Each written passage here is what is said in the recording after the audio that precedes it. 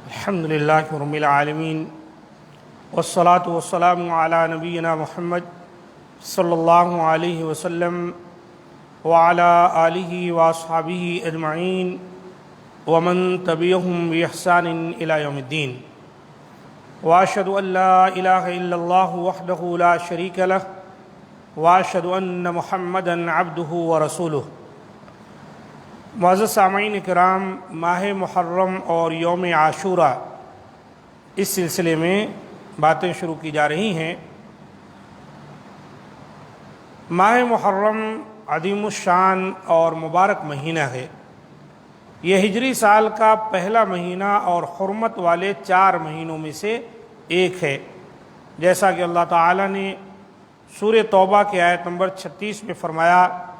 ان عدت الشہور عند اللہ 12 شہرا فی کتاب اللہ یوم خلق السماوات والارض منها 4 حرم ذلك الدین القیم فلا تظلموا فیہن انفسکم۔ بے شک مہینوں کی گنتی اللہ کے نزدیک لوح محفوظ میں 12 ہے، اور یہ اس دن سے ہے جب سے اللہ نے آسمانوں اور زمین کو پیدا کیا ہے۔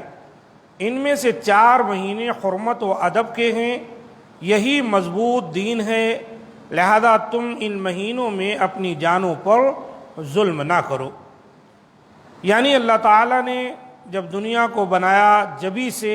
اللہ کے نزدیک سال کے مہینوں کی تعداد 12 ہے۔ ان میں سے 4 مہینے حرمت والے ہیں۔ حرمت والے 4 مہینے کون سے ہیں، اس کے بارے میں ایک حدیث میں کچھ اس طرح اللہ کے رسول صلی اللہ علیہ وآلہ وسلم نے بیان فرمایا ہے۔ حضرت ابو بکر رضی اللہ تعالیٰ عنہ سے مروی یہ حدیث کہ آپ صلی اللہ علیہ وسلم نے فرمایا، السنة 12 شہرا منها 4 حرم 3 متوالیات ذو القعدہ وذو الحجہ والمحرم ورجب مضر الذي بین جمادہ وشعبان، رواہ البخاری۔ سال 12 مہینوں کا ہے، جن میں 4 حرمت والے ہیں، 3 پے در پے ہیں، اور وہ ذوالقعدہ، ذوالحجہ اور محرم ہیں، اور 4تھا مہینہ رجب مضر ہے، جو کہ جمادی الثانیہ اور شعبان کے درمیان آتا ہے۔ 3 پے در پے اور 4 جو کہ حج والے مہینے سے پہلے آتا ہے، وہ لوگ قتال بند کر دیا کرتے تھے، اور ذوالحجہ کے مہینے میں وہ حج ادا کیا کرتے تھے۔ پھر اس کے بعد ایک اور مہینہ بھی حرمت والا قرار دے دیا تاکہ وہ امن و امان سے اپنے وطن کو لوٹ سکیں۔ پھر سال کے درمیان ایک اور مہینہ حرمت والا قرار دیا تاکہ وہ عمرہ اور زیارت بیت اللہ کے لیے امن سے آ جا سکیں۔ علامہ ابن کثیر رحمۃ اللہ علیہ نے اپنی تفسیر ابن کثیر میں دوسری جلد میں 468 نمبر پر یہ بات بیان فرمائی۔ اللہ تعالیٰ نے اس آیت میں حرمت والے 4 مہینوں کا ذکر کرنے کے بعد فرمایا کہ فَلَا تَظْلِمُوا فِيهِنَّ أَنفُسَكُمْ، یعنی ان میں خصوصی طور پر تم اپنی جانوں پر ظلم نہ کرو۔ ظلم تو سال کے 12 مہینوں میں ممنوع ہے، لیکن ان 4 مہینوں کے اندر اس مہینے کی عزت و حرمت کے پیش نظر اور ان کی تقدس کی وجہ سے اللہ تعالیٰ نے خاص طور پر ظلم کو منع فرمایا ہے۔ اس ظلم سے کیا مراد ہے؟ ایک تو یہ مراد ہے کہ ان مہینوں میں جنگ و جدال اور قتال نہ کیا جائے،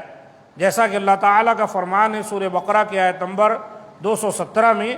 يَسْأَلُونَكَ عَنِ الشَّهْرِ الْحَرَامِ قِتَالٍ فِيهِ قُلْ قِتَالٌ فِيهِ كَبِيرٌ۔ لوگ آپ سے حرمت والے مہینے میں لڑائی کی بابت سوال کرتے ہیں، آپ کہہ دیجئے کہ اس میں لڑائی کرنا بڑا گناہ ہے۔ زمانے جاہلیت میں لوگ ان 4 مہینوں کی حرمت کا خیال رکھتے تھے اور آپس کی جنگ اور لڑائی کو ان میں روک دیا کرتے تھے۔ پھر اسلام نے بھی ان کے احترام و تقدس کو برقرار رکھا اور ان میں لڑائی کو کبیرہ گناہ قرار دیا۔ اور ظلم سے مراد یہ بھی ہے کہ تم ان 4 مہینوں میں خصوصی طور پر اللہ تعالیٰ کی نافرمانی سے بچو،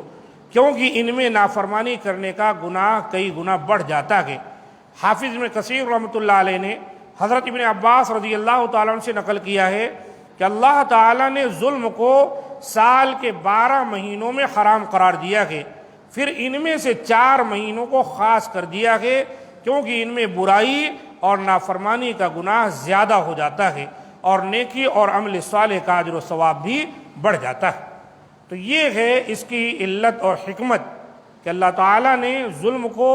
تو یوں سال بھر پوری زندگی میں انسان کے